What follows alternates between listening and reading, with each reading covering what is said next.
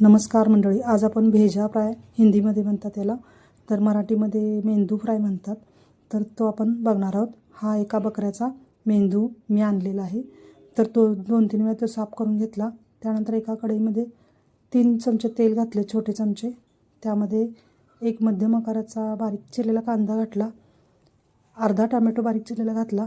त्यामध्ये हळद, धना जिरा पूड अर्धा चमचा घातला. त्यानंतर 4 चमचे कांदा लसूण मसाला घातला, मीठ चवीनुसार घातलं. त्यानंतर अर्धी वाटी पाणी गरम घातलं. त्यानंतर ते सर्व उकळल्यानंतर त्यामध्ये मेंदू फ्राय हा असा घातल्यानंतर तो फोडून घ्यायचा आहे आणि मस्त असा 5 मिनटं शिजवून घ्यायचा आहे. छान शिजल्यानंतर झाकून ठेवून शिजवायचा. त्यानंतर त्यावर कोथिंबीर घालायची आणि सर्व करायला घ्यायचा. तुम्हाला माझा व्हिडिओ आवडला असेल तर व्हिडिओला लाईक करा, नवीन असाल तर सबस्क्राईब करा. पुन्हा भेटू पुढच्या व्हिडिओमध्ये. तोपर्यंत बाय बाय. तर खरोखरच माझे व्हिडिओ तुम्हाला आवडत असतील तर नक्की माझ्या व्हिडिओला लाईक सबस्क्राईब करत चला, म्हणजे पुढचे व्हिडिओ